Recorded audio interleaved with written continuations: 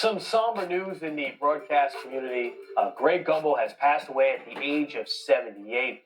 In 2001, he became the first African American to call a major professional championship in American sports when he called the Super Bowl and contributed so much to broadcasting. Both of you guys worked with him. Zeke, you go first here. Any memories of Greg and who he was as a person? I mean, De La Salle graduate, in Chicago, Illinois.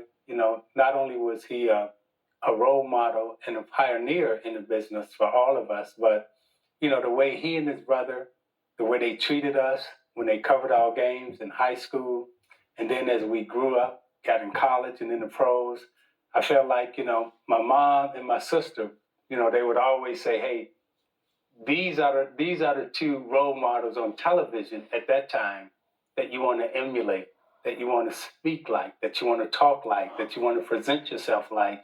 Not only were they pioneers, but again, they were great role models for us. I agree with what Isaiah said. I mean, I think back before I had a chance to meet Greg Gumbel, just watching him, his diction, his use of language and how he could express himself, and there was an eloquence to how he could describe what was happening out on the field or on the court, and the fact that he was a pioneer, trailblazer. He knocked down walls, created opportunities for all of us in this particular profession that we're in.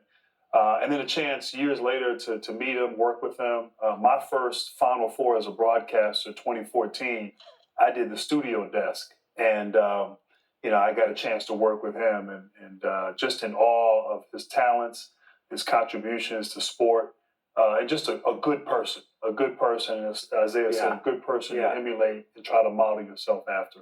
Great family. I mean, just again, in Chicago, they were legendary in terms of, again, where they treated all of us, but the examples that they set.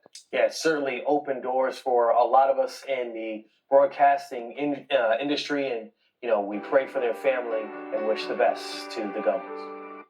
Fly high, Greg. Fly high.